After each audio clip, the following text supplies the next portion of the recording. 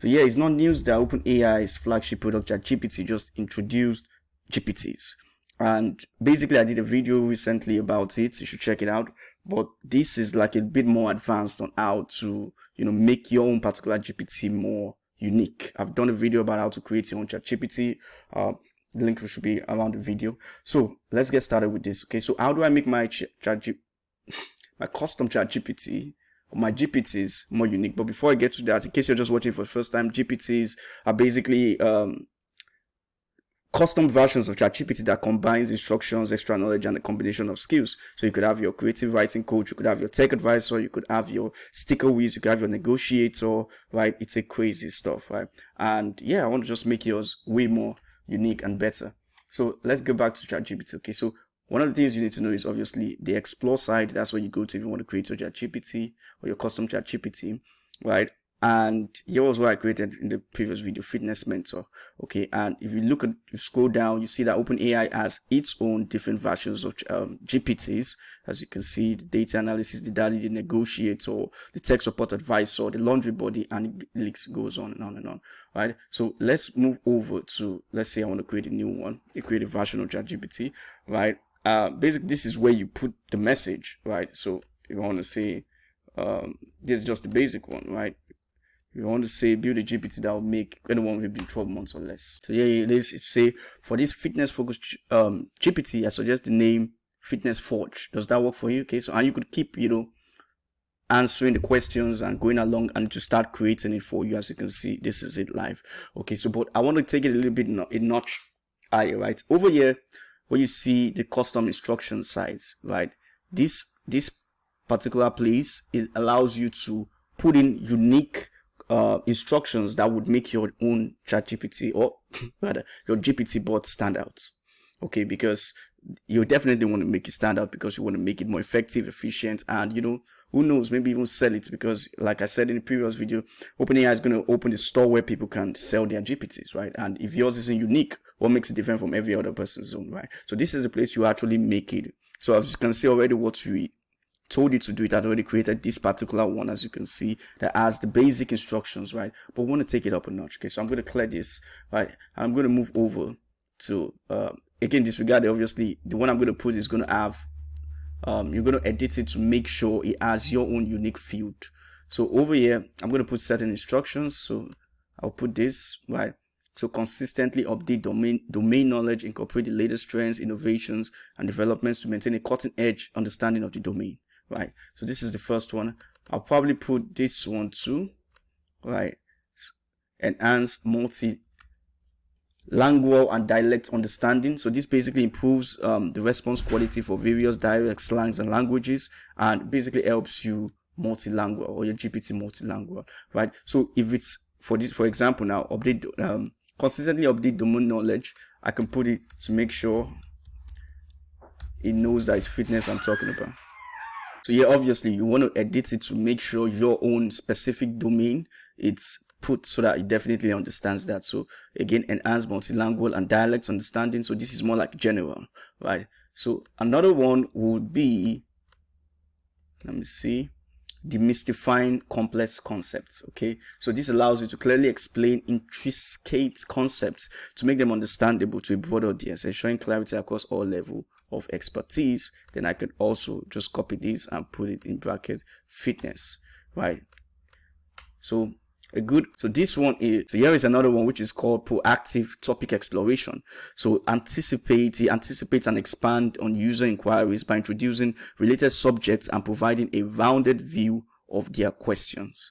Okay, again, I could copy this and just put it fitness, right? The reason why I'm putting it there is to keep reminding it that it's the domain itself, it's fitness. So here's another one, real world case study analysis. Okay, so it's saying to offer detailed evaluations of real world applications, examining both successful outcomes and challenges faced. Really, really important instruction. And also another way you could do this is, right, you don't have to delete the initial ones, right? The initial ones can be there. That's the one I erased. Then this can come beneath. Another is ethical and social impact discussions. So it's to integrate ethical considerations and societal impact, societal impact in conversations, stressing responsibility practices within the field. And again, I can put it over here and say, put it over here and say fitness. Okay, just to remind it again, that is fitness, that is the field. Okay, another good one is resource and tool recommendations. So suggest suitable learning materials and resources tailored to different proficiency levels within the subject area. Oh, this is a really good one, right? And again, I could just copy this over here and put it here, right? Fitness, or I could just erase the subject area and put fitness. Anyhow, it doesn't matter, right? As long as you just understand what exactly it is that you want. Another good one is adaptive learning enhancements. So it's to use adaptive learning technologies to customize educational content, matching the user's growth and learning speed. This is a really, really good one, right? And it's something that would definitely take it to the next level, right? Another one would be engaging interactive learning development. So you want to make sure that it's really, really interactive. So you can craft quizzes, simulations, and other interactive content to engage users actively in the subject matter, which is fitness. Okay, so again, it's not compulsory you use everything, right? You could just take the ones that are more tailored to exactly what your GPT is going to be about. But just know that the more unique your custom instructions are, the more effective it is, the more it stands out, and the more useful it's going to be, right? So take a little bit of time to do this. So here is another one. So here's another one, data-informed decision making. So it's to utilize data and trend analysis to support users in making more informed decisions pertinent to their inquiries. Ooh, that's a really, really good one. Another one is cultivate emotional intelligence. So you want to detect and respond to the user's emotional tone and ensuring that the interaction is sensitive and considerate, right? You want to make sure that's there too. Again, if it's tailored to exactly your own type of GPT, it's a good one to add to your instructions. Another good one is industry-specific practical insight. I think it's one of my favorites because it provides actionable advice for applying domain knowledge, right? In this, again, I could just put fitness in specific industries, including business applications. Again, if it's tailored to what it is or your GPT, that would be a really, really good one. And the last but not the least I'm going to put here is forecasting and trend analysis. Don't worry, the meaning is in the description. You can make sure it's about 21, right? It's in description. Forecasting and trend analysis. So share insights on potential future developments in the field and discuss their possible effects and opportunity. Really, really, really good one. Okay, and I'm going to put fitness. So I guess you already understand the idea, right? Just have different custom instructions that you want to add to your GPTs to kind of make it just stand out, basically, right? And those are the things that's going to make your own not just stand out, but also more effective to you that you want to use it for your business or for your personal uses, right? So here's a couple, right? The rest is in the description. Take the ones that are more tailored to your GPTs and make sure you make the best out of it. Okay, so that's that. And once you're done with it, this has about 8,000 characters. If I didn't mention, that's the limit. So once you're done with it, you could just update it. If you've created one, you could put it over here. You can make it public, or you can make it just for you. If you make it public, you'll be able to have it in the store, which is coming soon, where you'll be able to sell it and share revenue with OpenAI, or you can share with only people that you want to share with, or just you if you want to use it for your personal use, right? So there are. So a couple of things I also want to mention is that you can see over here that conversation starters, right? How do I get started? As you can see, you could edit it if you're not comfortable with this, or want better options for people to have, and there you have it. So scrolling down a bit, yep, here is an amazing stuff, right? It allows you to upload your own documents that can serve as the knowledge base of the GPT. It's a really good one. The only thing I'm not really too happy about is I don't think it allows that to teach your GPT. Your GPTs can get information from it, but over time, I don't think it can learn from it. But let's see. But regardless, right, you can upload files here, and these are the things that will make your GPT unique as opposed to others, right? Because the more unique your content are, it kind of make it stand out. If not, everybody will just have the same GPTs everywhere, right? So you can upload a maximum currently of 10 files. And each of those files allows you to have word characters maximum of about 100,000 characters. So that's a lot. That's about 1 million characters that you can upload and put into your GPTs to be able to get data from. And that's quite amazing, right? So this is where you put your best stuffs. And also, if you don't have your own data or data sets, there are platforms where you can get them from, right? Again, the more accessible those data sets are for the public, the more similar your GPTs are going to be with the rest. Just put that in mind. But some platforms like TalkTao, you'll be able to get data sets from here, right?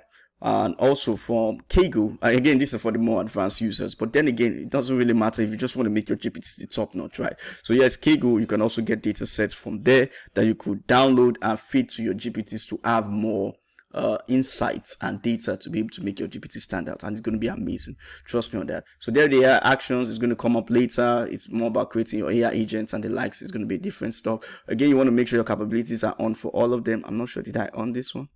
Yeah, I want to make sure your capabilities are on for everything. And yeah, there you have it. Okay, so now, as long as once you're done, you save it.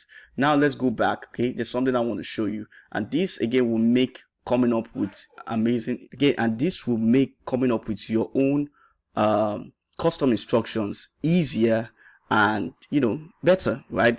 So just why don't we learn from the best, as they say, right? So if you scroll down, these are again GPTs that OpenAI themselves have created, right? And you could learn from them, right? So let's see. Let's go to, for example, Maths Mentor. So here we have Maths Mentor. I help parents help their kids with maths.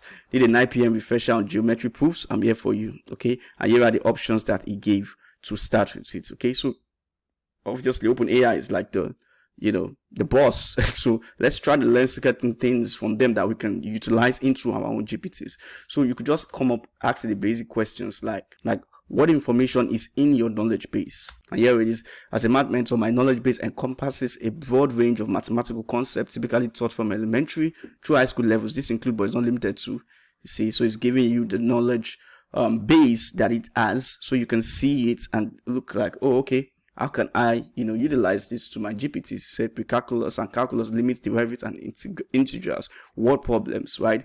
And in addition to mathematical content, I'm good with I don't know how to pronounce it, pedagogical strategies to help explain the concept effectively. So this is its knowledge base, right? And I could also ask it, what are the special instructions, right? Special or custom instructions. And it brings it out. The special custom instructions for me as Maths Mentor are designed to optimize the support I provide to parents helping their children with math homework. And here's a summary of these instructions. So the instructions that we just went through, a couple of them.